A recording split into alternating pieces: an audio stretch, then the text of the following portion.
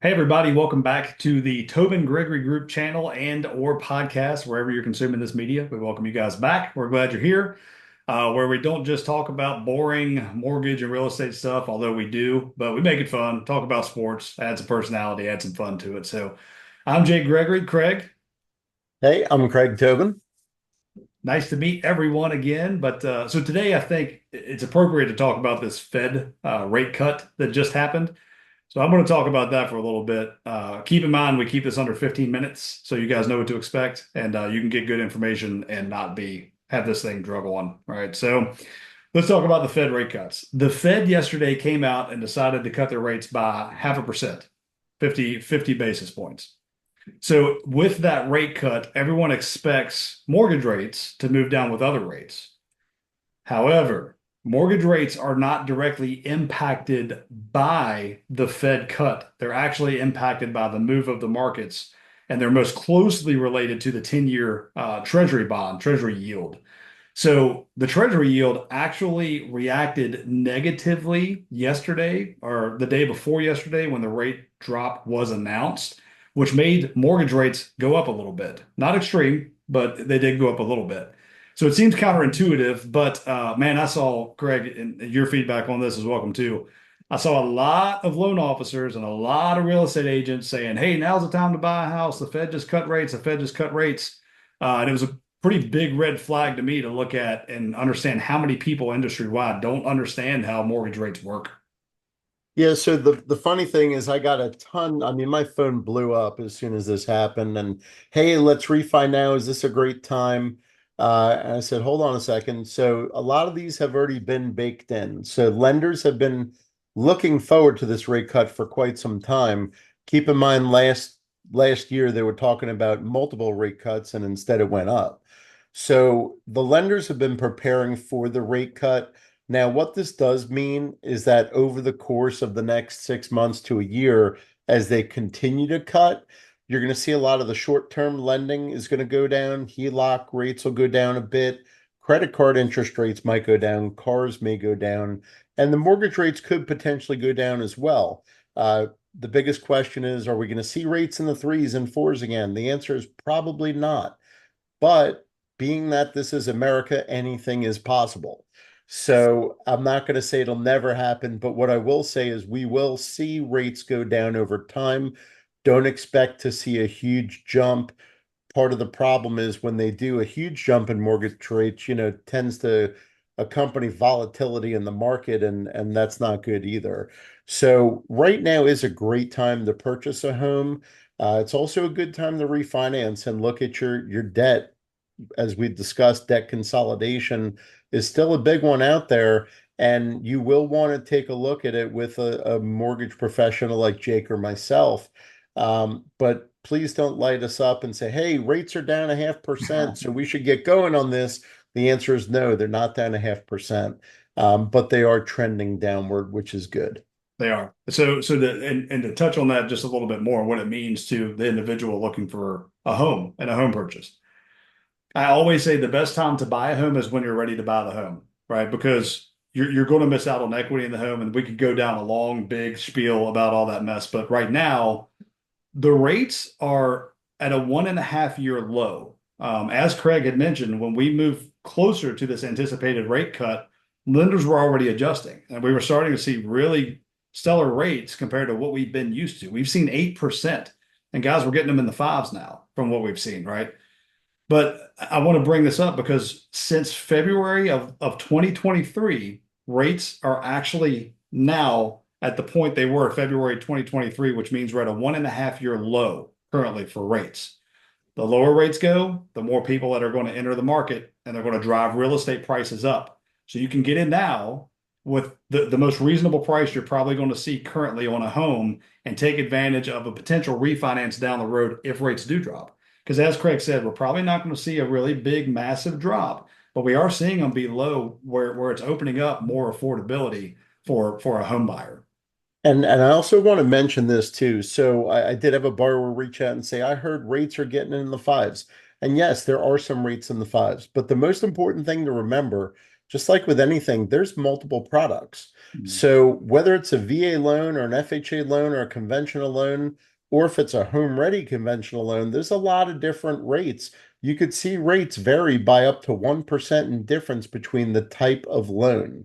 Not only that, but your credit scores are going to play a major factor on this as well. So when you're purchasing a home, if you put 5% down versus 25% down, there's a lot of factors. So yes, rates are in the fives, but they are also in the sevens.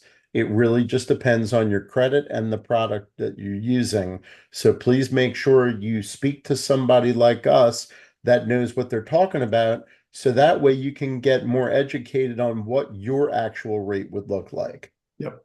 Big differences between interest rates. A lot of things that go along with loans, like mortgage insurance or PMI, that's different pending credit score. So having a loan officer that's actually licensed and not under an umbrella of some credit union can help you really structure a loan and understand financially what it means for you. Craig, I want to touch on the debt consolidation a little bit because right now, what we've seen this year is 1/3 of all transactions, all mortgage transactions, have been debt consolidation transactions. So, talk a little bit more about who benefits from that and what the debt consolidation loan actually is. Yeah, so most people could benefit from some kind of debt consolidation, assuming you have debt. Now, most of the wealthy people out there, the billionaires, they will tell you if you don't have debt, you're not doing it right. So people always had negative connotation. I don't want to be in debt. I don't want to be in debt. But a lot of times people use debt to the positive to gain equity in things. So to take full advantage of debt consolidation, what we need to do is look at the big picture, see what your interest rates are currently on your credit cards, on your cars. Take a look at everything as a whole, and then we plot it out to say, okay, does this make sense for you if we refinance you into a mortgage rate that is going to make your rate go up? So if you have 3.5% on a mortgage and we're talking about a debt consolidation and we say, hey, we're looking at 6%, the initial reaction is, whoa, I don't want to go up. Well, you're going to have to go up if rates are higher. But look at the big picture. If your credit card is currently at 23% and you owe 40 grand and you're just paying interest month after month. So there's a lot that goes into it.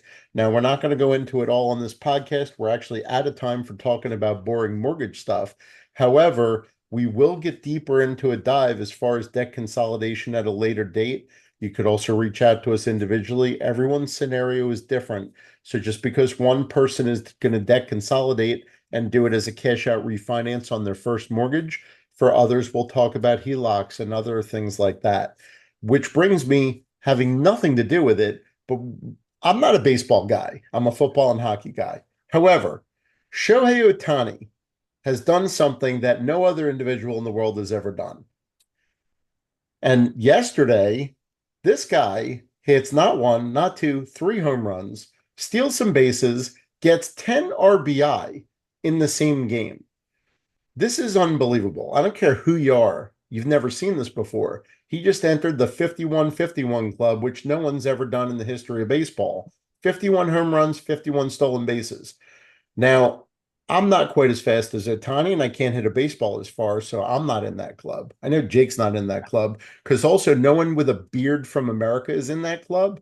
So you can't be from this country yet and be in that club. It just hasn't happened. This So, guy's a phenom. do you know what the closest person was that had the, yeah, I guess, basketball, they call it a double double, right? So when you talk about home runs and stolen bases, you know what the next like tier was for that? The closest person to him, I don't know who it was, but the prior record was 42 and 42. 42 home runs and 42 steals, and this guy crushed it by eight apiece. We still have 8 or 9 games left. So he could get to the 55-55 club. It could be 60-60. These could be numbers we've never seen. Oh, and by the way, the guy is still hurt. He can't even pitch yet because he's still rehabbing. So I can't imagine what he's going to be like when he's actually healthy because this is insane. Anyway, I'll never talk this much about baseball again, but I just had to Well, note that. I And want to bring it because, back to football for you if I could.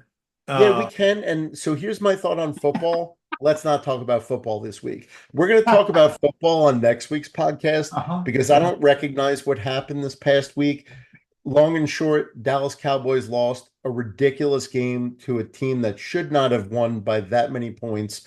Our coaching is awful. Jerry Jones, we've met a few times. I don't know if you remember. Maybe you will when you notice me. But I will say this. If you need some help doing that, I do offer football help as well as mortgages. It's a little side thing for, general managers that don't know what the heck they're doing. So we got 4.5 minutes left. I can talk the rest of the time sports, but let me ask you. I mean, are do you think the New Orleans Saints? Because I was a Saints fan back when Breeze was there. Are they legit? Are they viable this year to do some So damage? So I think their offenses, I don't know about their defense. I think Hmm. Alvin Kamara came back and showed people he's not done yet. The guy's an incredible running back. Look, against fantasy, I used to play against him every year and he lit me up. So now he's back and he's healthy and he's showing people he could still run the ball. This week, I believe they play the Eagles, and I love to see him kill the Eagles as a Mhm. Cowboy fan. And then we'll see if they are legit because that should be a good game. But if New Orleans beats the Eagles by 10 or 20 points as well, I would say look out for New Ah, Orleans. They're going to be a sleeper. And I don't think Derek Carr is a superstar, but he is playing at the top of his level right now. he reminds me of his first when he first started playing for the Raiders, back when he used to fling it and it didn't matter where he threw it, somebody caught the ball. Yeah, and the question is, when will Devontae Adams decide he's going to go join his old college teammate again? I Yeah. mean, that could be in the works, but the Raiders are another surprising team. Went into Baltimore as a huge underdog. They completely eliminated me from my survivor pool, so sucks for that. Um, but there's a lot of teams that you look and you're scratching your head. The Bengals are 0-2, so Joe Burrow is 0-2, Lamar Jackson's 0-2. All these Yeah, superstar yeah, but quarterbacks the Bengals though, 0-2. man, that was a good game, and they just the DB lost it for them, unfortunately. But they had that That one was won. I think Kansas City's still always a team to beat, but the Bengals almost did it, one play they away. they did, but I do want to do a little quick jab on the Philadelphia Eagles because how do you lose that game? Period. End of story. That game should have been won. I did win money on DraftKings because I picked Drake London to score the final touchdown, so that helped. But losing to the Falcons, unbelievable. I think this week there's a lot of close games out there. If you guys are in survivor pools, be careful. This is another week that'll kill you. There's really not too much else going on. I haven't followed what good college football games are this weekend. But I will say that from the professional standpoint for football, which I do like talking about normally, be careful with your picks this week. New Orleans will beat the Eagles. The Cowboys had better beat the Ravens. As people that had followed me before know on Facebook, I put the Cowboys on probation this year. I've been a fan my whole life, but if they don't pick things up, I do have other teams I am looking at, and teams have submitted their application with me to be their fan. Nice. All Uh, right, we got a minute 40 left, so I'm gonna hit you with two things real quick. Back to sports. yeah. Or finishing up with sports. Otani has made 10 times for his contract with Dak got signed last week. He got 70 million, right? Last week or something. What was Yeah, Dak's? it was only 60. 60. Um, yeah. Otani's got $700 million contract. Unreal. And Unreal. he's probably a better quarterback than Dak. Ouch. All right. And then we'll leave with the real estate fun fact for anyone that's looking to relocate anywhere in the states that we're licensed in, which you'll see at the bottom of this video or podcast. There is a town outside of St. Louis, Missouri named Baldwin. And it's not the first time, but it's back on the Money Magazine's top 50 places to live. So, and this town, it's hard to believe, I don't know where they get their money from to function, but this town for the past 37 years has 0% property tax that charges its homeowners in that town. Hold on, let me call my realtor because I'm moving. Got to get our Missouri license, bro. Yeah, it sounds like the place to be, Baldwin, Missouri. They Yeah, probably have really good barbecue there. And potentially there are football teams nearby. So if the Cowboys don't beat the Ravens, just there you go. saying. Driving distance. So, But, look, I hope everyone has a wonderful weekend. And, Jake and I'll see you guys next week. We'll talk more football potentially if Dallas wins. If not, there'll be a lot more baseball or maybe badminton or pickleball we'll talk about.